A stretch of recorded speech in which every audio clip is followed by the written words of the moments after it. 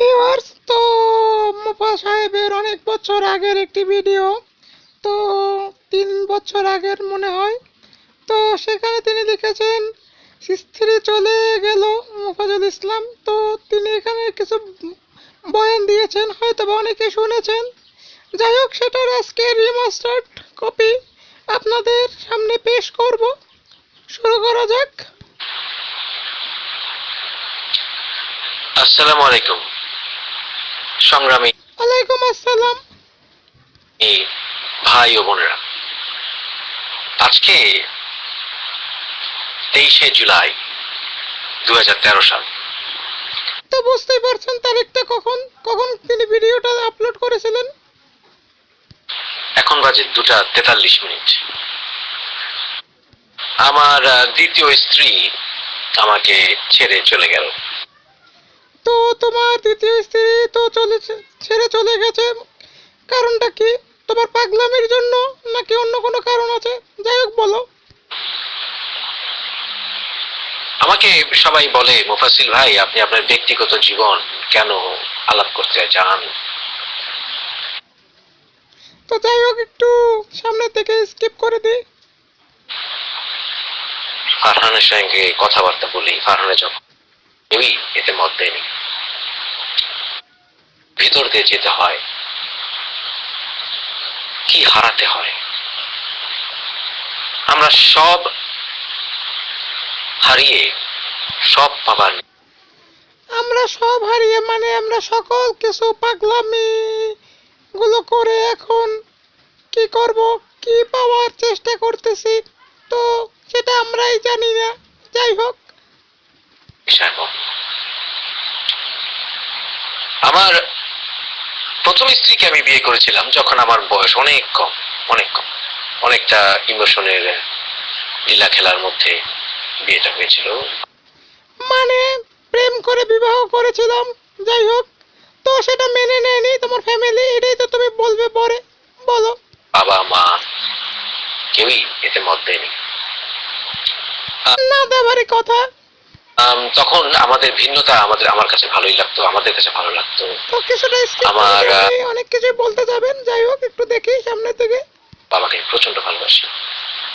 আমার মা ছিলেন ধরিন্দুর আলী মেয়ে। তার সঙ্গে আমার বাবার ব্যক্তিত্ব মিলত না, কিন্তু তারা ঠুনকো ভালোবাসা নিয়ে সংসার করেছিল। আমি চাইনি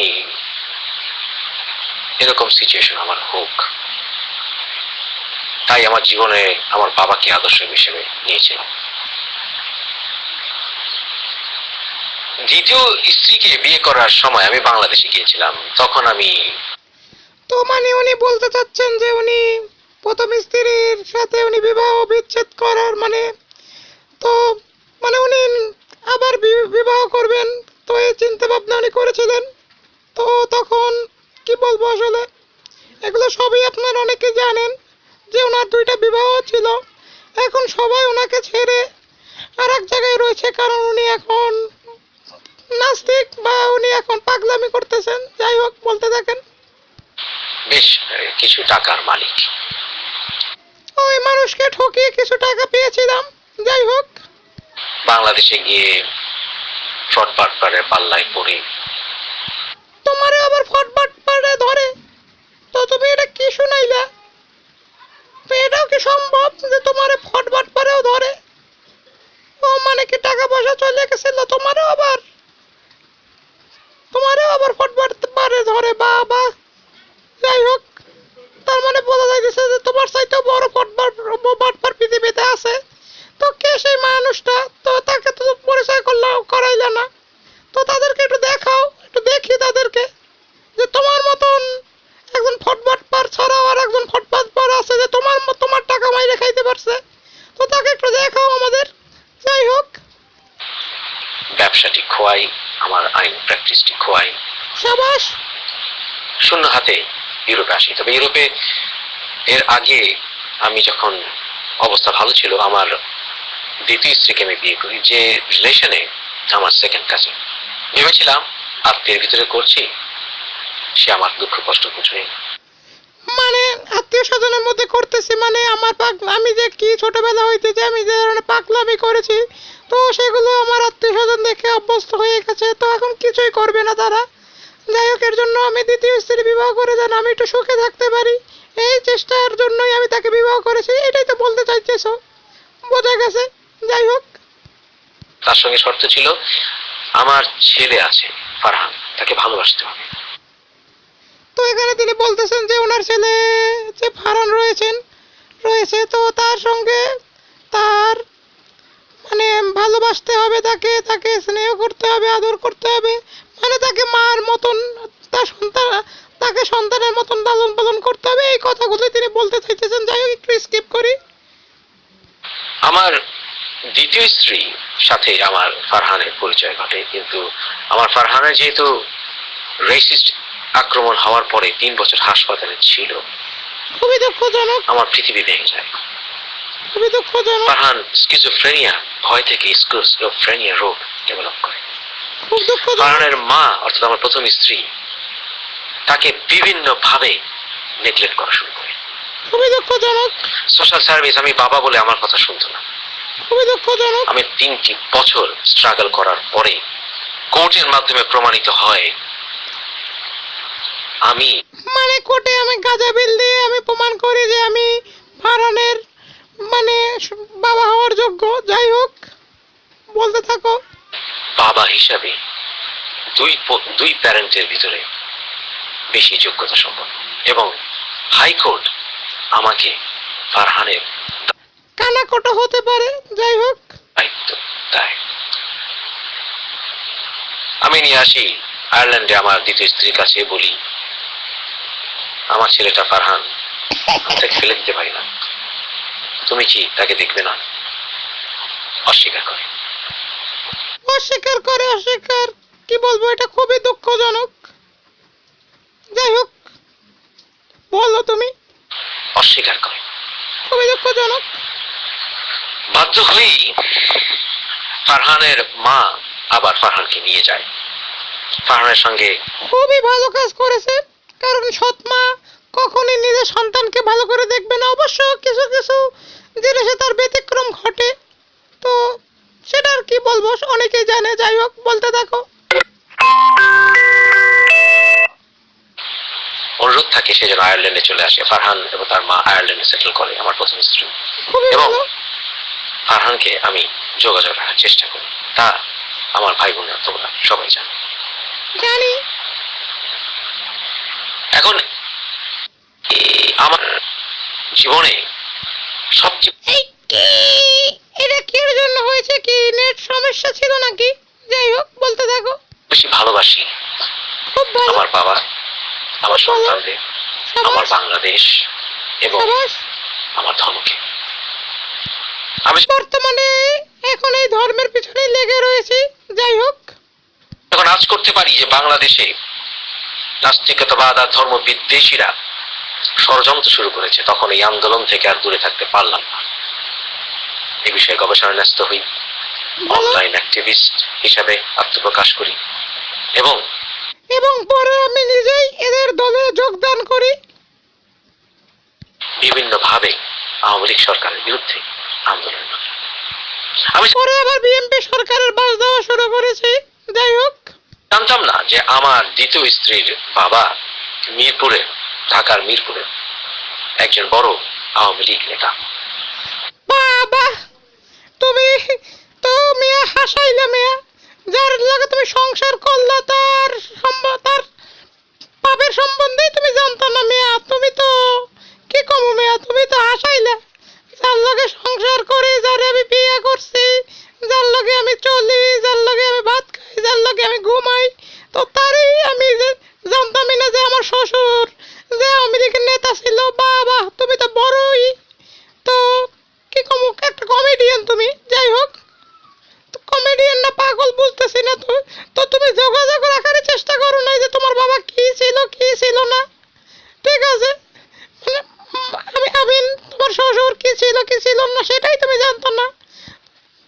বাবা, সাবাস।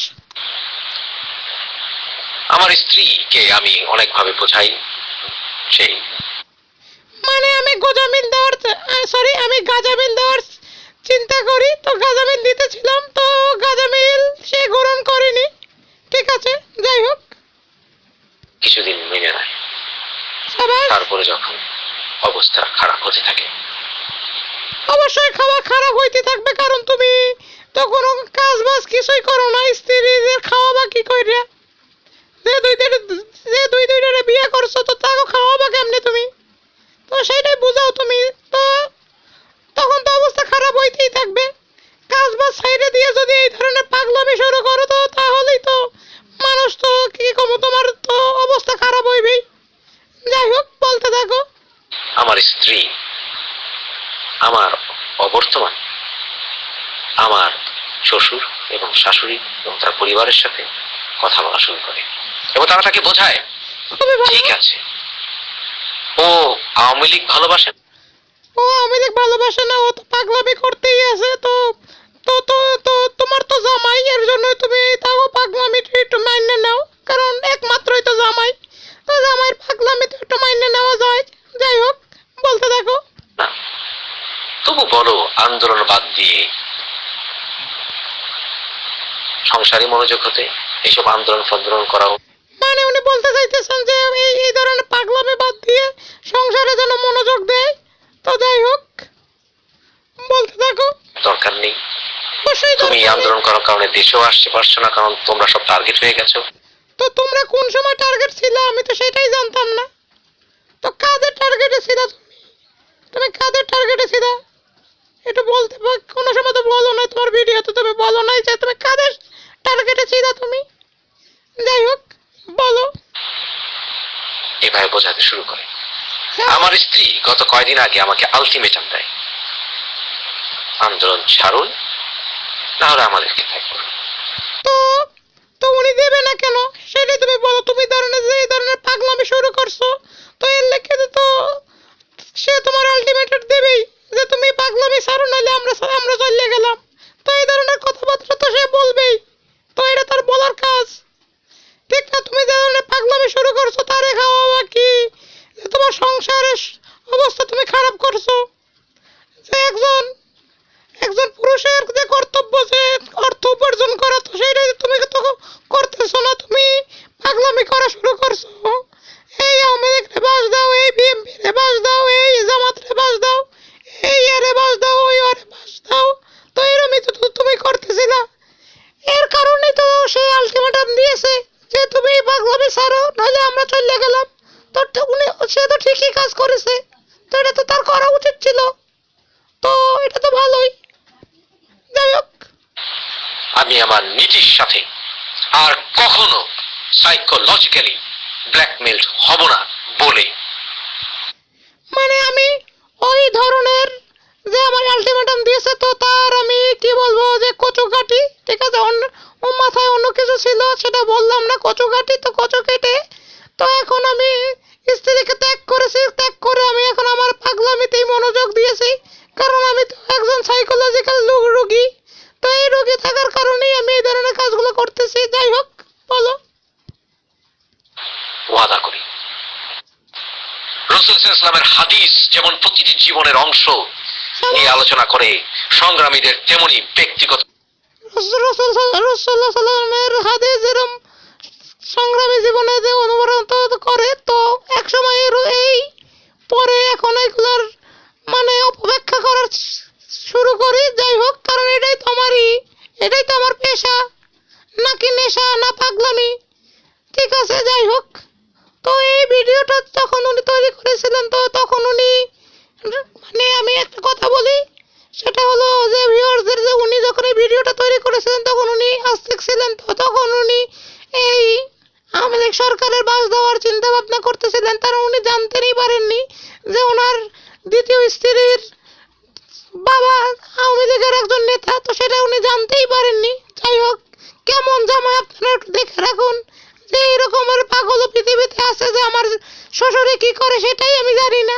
ভালো জীবন বলতে কিছু নেই। পাগলামের জীবন বলতে কিছুই নাই। আমরা আমাদের সংগ্রামের জন্য আমরা আমাদের পাগলামির জন্য সকল কিছুই ত্যাগ করব এবং ত্যাগ করছি। এখন আমার নতুন ধান্দা নাস্তিকতার বেশ ধারণ করে এখন আমি ফেমাসিটি অর্জন করার চেষ্টা করব। যাই হোক, তো ভিউয়ার্সরা ভালো থাকবেন, সুস্থ থাকবেন, আর এই পাগলের জন্য দোয়া করবেন। ঠিক আছে, আল্লাহ হাফেজ, খোদা হাফেজ।